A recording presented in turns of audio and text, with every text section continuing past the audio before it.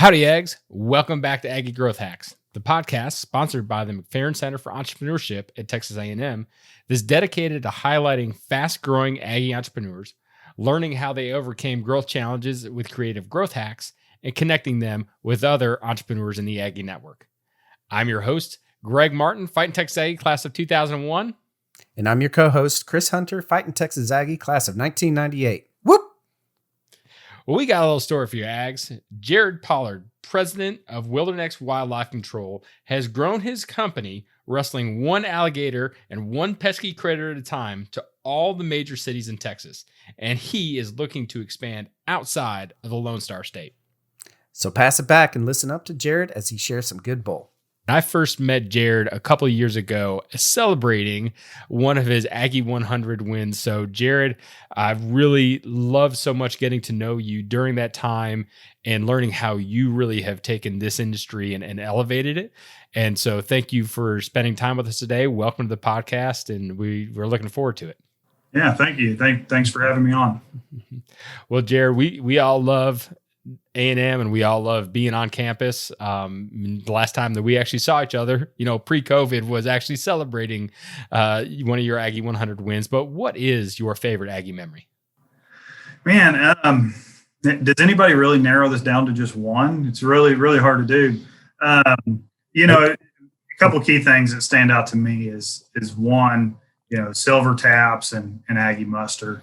And just that love and respect that every Aggie has for other Aggies is a real special thing. And I have been to those where it's even more personal, where it's a friend that is being recognized. And so those will always have, and always will be very treasured, special memories to me. Then, another one just on a personal level, I got to say Aggie Ring Day. There's nothing better than that day, the anticipation leading up to that. And I actually had a science lab that I was in. It was kind of a late afternoon lab, and it was encroaching on my Ring Day time. So I kept trying to get out of class and get the TA to let me go. And I did. I think I finally left early, and I literally ran across campus to go get it. So.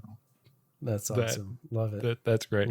I think this past Aggie Ring Day, not that this has ever happened, but someone posted on Facebook, I wonder what the drop rate of students are after you get your ring. So just something to think about. Yeah. It's a special deal to get.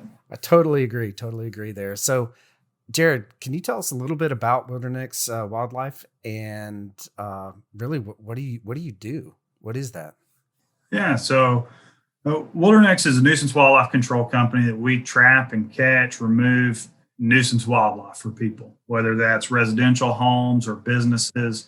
We're going in and capturing the nuisance animals and nuisance wildlife to get into their homes.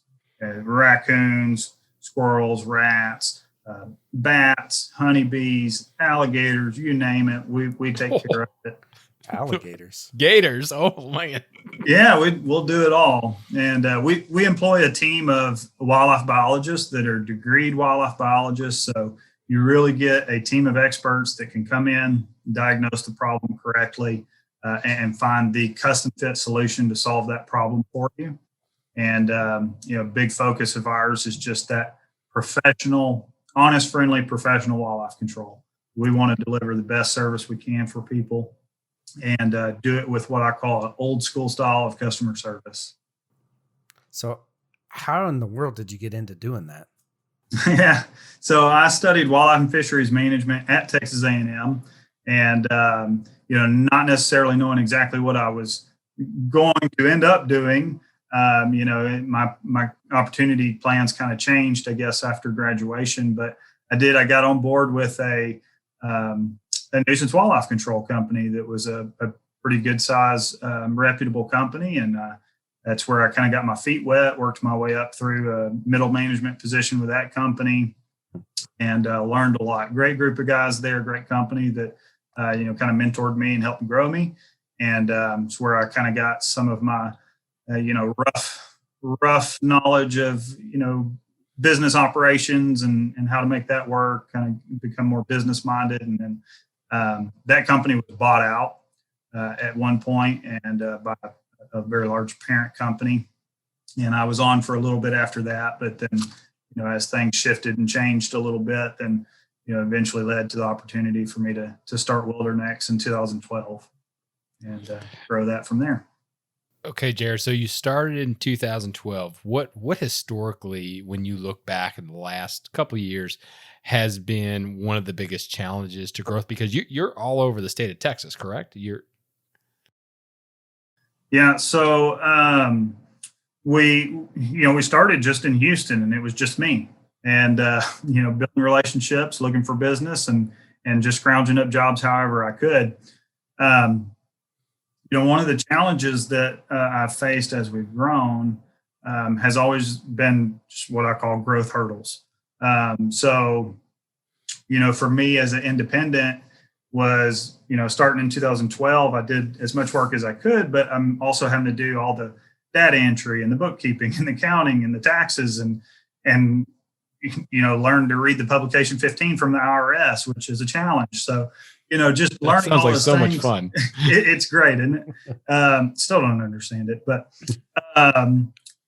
you hit these points where you're just bottlenecked, and you got to figure out how to overcome those hurdles. And thankfully in 2014, then my wife helped me with my first bottleneck. And she left her career; she had a great oil and gas career, but she left. She came home, started helping with a lot of the back end work, which freed me up a lot to focus more on the field work and be able to produce more jobs and sell more and grow the business more outside, which then led to me needing more help in the field, which meant hiring the first employee, which is another hurdle of how do I maintain my own work, but also train and manage someone new. And that just goes back and forth as you grow and add enough field personnel. Then it became, okay, when do we hire our first office personnel? And then we jump that hurdle, and then you grow more field people, and then we needed our second office personnel. I've added field managers along the way in each city that have helped a lot. I'm hitting a point now where they're bottlenecking, and I've got to overcome that growth hurdle for them and figure out how to alleviate them of some of their duties and then allow them to focus more on training and managing. So, Jared, how do you, when you have these growth challenges, these growth hurdles that you have, do you read? Do you talk to other entrepreneurs? Do you huddle up your team? How do you develop a plan to overcome them? Yeah, I think originally it was more so just kind of what I've seen work through the years, what I kind of personally just anticipate the best way to approach it. But as we've grown, now it's a time where I can really lean more on my team because I've got some great people around me, and even had one of those meetings this morning with one of my managers of, kind of figuring out where we go and what we can change, what's good, what's bad, what can we make some changes on to make this look better and grow better. And so that's where now I really do try to use that team around me, and we all put our minds together and what can we accomplish together? What can we decide together? I have a question for you. All businesses have fundamentally changed, some more than others, in this past year with the challenge of COVID, has presented to every single business worldwide. What's been the most surprising thing or challenge really, that you've had to overcome in the past year? Yeah. So thankfully for us with COVID, we were an essential business.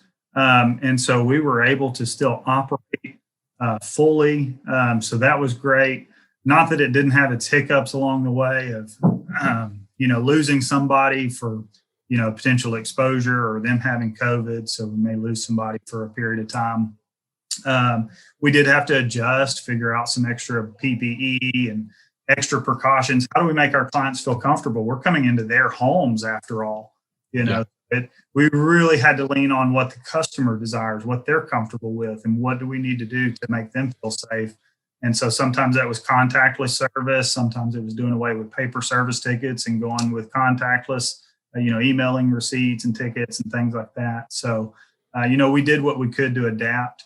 I think one thing that it did impact us is just kind of from a networking standpoint, because we weren't able to be out networking and meeting other people and business relationships and things like that, like we have in past years, because everybody's locked up or they're at home or office is not open. You can't go into the office or whatever it is. So networking was a little bit more of a challenge, which, kind of changes strategies a little bit for marketing and advertising and making sure leads and new jobs are still coming in, which we were able to still keep and maintain.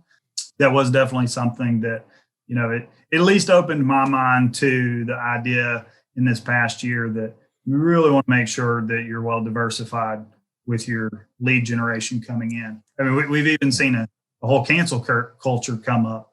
And, like we don't use Facebook advertising heavily, but, if that's what your sole business focuses on and then Facebook decides to cancel you or whatever, then it's gone. What do you have to lean back on? So that's kind of been a refocus for me in the last year is how to diversify what leads are coming in from where. So I'm gonna lean into that one a little bit here because I am a marketer. I'm curious what channel, right, has worked the best for y'all for lead gen for your business? Our bulk is internet, paid advertising and things like that. That's really our bulk, which can be quite costly. But some of our best leads are word of mouth, and that's where the customer service comes in, that we just want to deliver, the absolute best top-notch customer service we can, because that's what keeps people talking about us and referring us to friends and family and neighbors and coworkers and so on. So it's finding that platform that you can allow your customers to sing your praises and not have it come across, slimy or pushy or salesy. So what are some things that you see within your industry, Jared, that are really changing? I mean, has COVID impacted your industry much? And if they are, then how are you going to capitalize on that? I haven't seen it change it a whole lot because of, that's the unique thing about wildlife and even, the pest control industry for pest control companies is these things have always been here, and they always will be. They keep making babies. Yeah. So, the rats are always going to be around and it just doesn't matter. They're going to outlast us. And, what I've always found, because I've worked through other economic situations before, downturns in the economy, recessions, whatever. And while you do have, hurdles and things to overcome, I always just take them on, just like we did COVID, and tell our guys, we're not going to participate in the recession. We're not going to participate in the downturn. We're going to keep doing business as we do, and just continue to make it work. Because the raccoons don't know that COVID's going on, and they don't know there's a downturn in the economy. And people are affected. Our clients can be affected. If oil and gas turns down, sure, we see that happen in Houston. We don't have as many buyers that are ready to buy, a full protection plan from us, because maybe they're facing 10,000 layoffs at their job. But there's always clients out there who need our service and are willing to pay. And so we proceed as normal. So, I don't know that there's been major changes in our industry because of it. One thing I have seen our industry kind of evolve towards is, a lot of companies that have kind of your forefront person that's your sales rep that comes in, diagnoses everything, sells the job, and then you have the work crew that follows up. And we try to stay a little different than that with a personal touch, where we have the team of wildlife biologists, and that's your expert, and they're your person start to finish. So they're the one that talks to you on the phone, finds out what you have going on. They diagnose it for you. They set up the appointment. They set up the traps. They run the job. They seal the entry points and make sure you're animal proofed and nothing's getting back in. I mean, they're your go-to point of contact, start to finish. And people like that personal touch. That's where we can give that direct customer service. I always say we want to be the Chick-fil-A of the wildlife industry. You know, Nice. because it's incredible what Chick-fil-A has accomplished in the fast food industry. I mean, with teenagers working the counters and stuff, it's incredible. Yeah. And I think most fast food board members would tell you it couldn't happen, but they've made it happen, and it's incredible. And you see the draw, like people are drawn to it. And so for me, that's my thing. If we can create an atmosphere that people are drawn to, and a personal level service that people are drawn to, then that's what sets us apart and makes us unique. It's definitely that next level culture, which is the reason why you have multiple Aggie 100 win trophies behind you. Right. Yeah, I totally agree. And the whole Chick-fil-A reference, you know, I was actually talking to my kids about that this morning on the way to school, about how different that they are and how disruptive that they've been to the whole, you know, food industry. You know, they're closed an entire day every single week, but yet they're outdoing everybody by leaps and bounds. So, Yeah. And I think they've grown to like number 3 on the list for U.S. fast food companies. And that's having far less locations than McDonald's or maybe Starbucks, who are above them. They really are. They're an incredible model. And I think something for, you know, as other business owners, whatever industry, it's something to look up to and try to emulate. You know, you deliver that kind of customer service and people are drawn to it. Absolutely. So that really leads us into our next big question, which is, you know, what's your big, hairy, audacious goal? And it kind of almost sounds like that's your big, hairy, audacious goal there. Yeah. Be the Chick-fil-A of the wildlife industry. That's it. Nice. Yeah. I mean, our goal, we started in Houston in 2012. In 2017, we expanded into Austin, and at the end of that year into Dallas, Fort Worth. 2019, we started San Antonio. You know, our goal is to just continue to grow and saturate these Texas markets, and really make those stable areas. And then we do want to look at other states and continue pressing outwards. You know, we've got to keep growing to make Aggie 100. So, you know, we got to keep working on that every year and try to solidify getting in there. You know, but yeah, that's our goal, is just keep growing. But even as we get big and grow, not lose that family feel, both internally in our company, between our people, but especially too with our customers. Well, Jared, that's great wisdom, and I think that's something that all entrepreneurs need to remember as we're going through it. Okay, Jared, time for our lightning round. What is one hack, whether it's a personal hack, a business hack, something like that you do that you find effective and our listeners can start doing? Sure. You know, I think this can be used personally or with work, but it's just something I use to keep myself focused. And it's just the saying that some of your favorite tasks are often the least productive, and then some of your least favorite tasks are the most productive. But it's just a way for me to kind of stay focused on what is important. It might not be the thing I want to do the most, but it might be the most important thing. Yeah, absolutely. Love that. So next question, what is one book, podcast, YouTube channel, whatever, that you get a lot of value out of that you can share with the Aggie entrepreneur community? Yeah, I'll go with a book. It's a book I've had for a long time, and I just kind of one of those books I constantly keep out and refer back to and look through, especially when you kind of need something for some insight. And it's called Patton on Leadership, and it's a book about General Patton, and it's about basically somebody that has reviewed, you know, his history and studied him and his efforts in the war, and then relate it to strategic corporate warfare.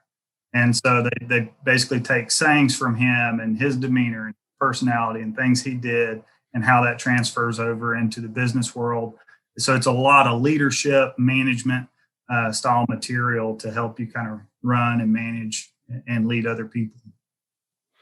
One of the greatest military leaders in our country's history. So I personally, and I know both my connection and Chris's connection with the military. So that's a great. We're gonna have to check that one out. Yeah, you'd like it. There's some good stuff in it. So Jared, who is someone in the Aggie network that you just want to give a shout out to? You want to say thank you? I think all of us know the Aggie network's value, but who's someone that you want to say thank you? Yeah, the Aggie network's incredible, and I'd just like to thank the McFerrin Center and the Aggie 100 program because it's been a big blessing to me and my family, our business, to have that recognition. There's the fun and the thrill of it all, but then there's, all the connections and networking that comes with it. We get people that, see the logo on our trucks or our website, or they heard we were in it. And that's enough for them.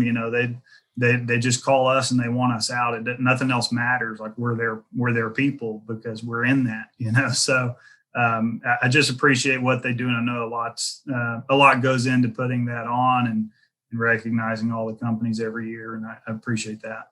Nice. Love it. So how can the Aggie network get in touch with you and support you moving forward? Sure. Our website is wildernex.com. And my personal email is simply Jared, Jared, @wildernex.com.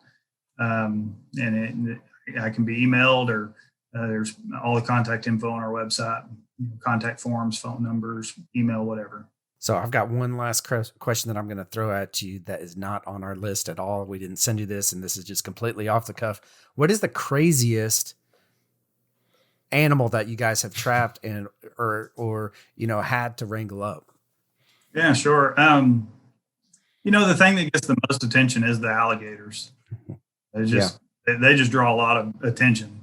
The most famous alligator that we got was the one that got into somebody's home during Hurricane Harvey, which there's a site that you'll see it, but it was a 9'2" alligator inside the guy's dining room, underneath his dining room table, over in Humble. So after Harvey, the homeowner came in with the crew to gut the house, and they're kind of just walking around inside the house, and the worker kind of nudges the guy and says, "Hey, is that thing real?" And there's just this dinosaur alligator laying there in the dining room. He said, "Yeah, it wasn't here before." So, it like jammed a hole in the wall, and this gator helped himself in while the water was up, and when seated, he was still there hanging out in the house. So no, thank you. I think you just sell the house and move on. Yeah. We pulled that one out, and I think his ABC 13 in Houston was there videoing it, and wow, it just exploded. I mean, by a Friday and by 6:00 that evening, it's on ABC World News. It's going around the country. Good Morning America, and even internationally, it's hitting UK Daily Mail. We've heard from people from like all over the place. Just that, hey, we just saw y'all in the news. So that was a famous alligator. Super cool. Well, so Chris got a bonus question. I've got a bonus question. So you talked a lot about the culture that you have and that you're growing. Did you find that going to the different cities and being geographically distant stressed that culture or put strain on that culture? Or how were you able to manage geographic? Yes, to some extent. Dallas-Fort Worth area, that problem was solved because when I started Dallas-Fort Worth, I took the second employee that I ever hired here. His name's Taylor, and he's an Aggie. And he started working for me here in Houston. And as he grew, he started in 2016. So then in late 2017, he's from the Dallas-Fort Worth area. So it was a natural fit. I had him kind of move back home and help our Dallas-Fort Worth area. So he was able to carry and still maintains the same, Wildernex culture, in him and in all our Dallas-Fort Worth guys. So that part was really easy. Austin, when that started, was, a little more of a challenge. It required, my presence there a lot, in the beginning, helping train new guys. eventually circumstances led towards, again, taking a Houston guy who was here and moving him to Austin last year to help continue to mold and grow that Wildernex culture there. And he's great, and he's doing a good job of building that culture over there as well. So, that's key to me is getting the right people in the right places, because the wrong ones can mess you up. But getting the right people, and then take them, groom them, train them, and develop them, and just drive that culture into them. That's great. Chris, any more follow-on questions? Well, I actually do. So while we have you, right? So my question is, and it kind of leans a little bit more into that whole Chick-fil-A culture, what you're talking about there. And so how do you actually, create that culture even from the very beginning, right? How did you, and I understand on moving to different cities and so forth, but how did you start that culture? How does it still remain, what your original vision was with your company? Yeah. So, I think it's just all the little details. So, from the time people first call us, it's, the first impression outside of what maybe they see, if they see our website or something like that, first interaction with us is calling the office and talking to one of our office ladies. And so, that's how we answer the phone with them, here. So the first interaction, the first level of customer service is here in the office from our office personnel. They receive all the information from the client, send it out to whoever the wildlife biologist in the fields assigned for their territory. And then it continues to progress from there. And it's a lot of little things, just like, that we want to be prompt. We want to get back to them quickly. We don't want them waiting 6 hours to hear back from somebody. We want ideally they're called in 5 to 10, 15 minutes by our wildlife biologist in the field. But we kind of, an hour window is sort of the goal, that, hey, you'll hear back within an hour.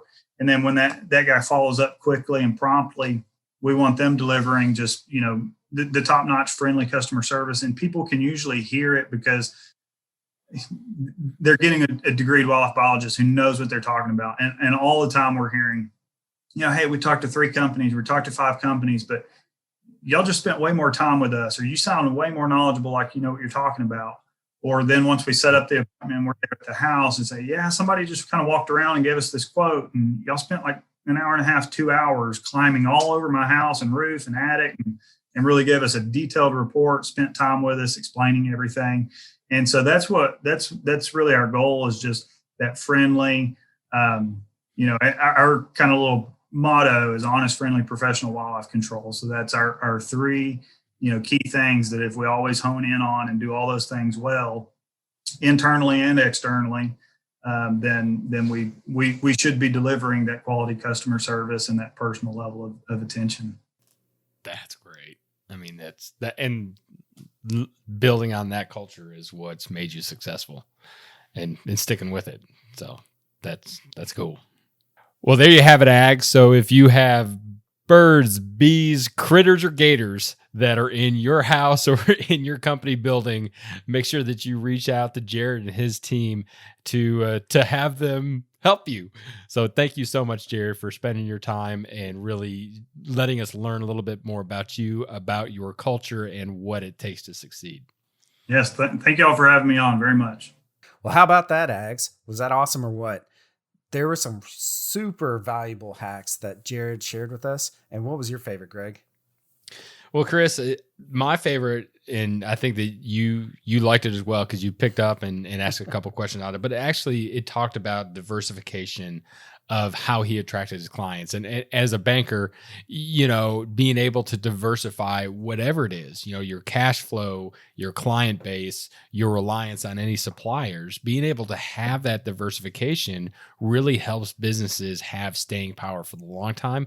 And for Jared and his team to realize that an avenue that they used in order to attract clients, while it was really, really good, but if they became too reliant upon it, it could pose a risk or a threat to them down the line. I was really taken back of how he applied that concept and to say, okay, I need to make my client flow diversified so that I can to have staying power.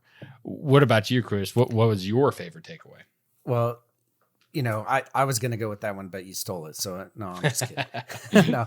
no, that's great. I 100% agree with that one.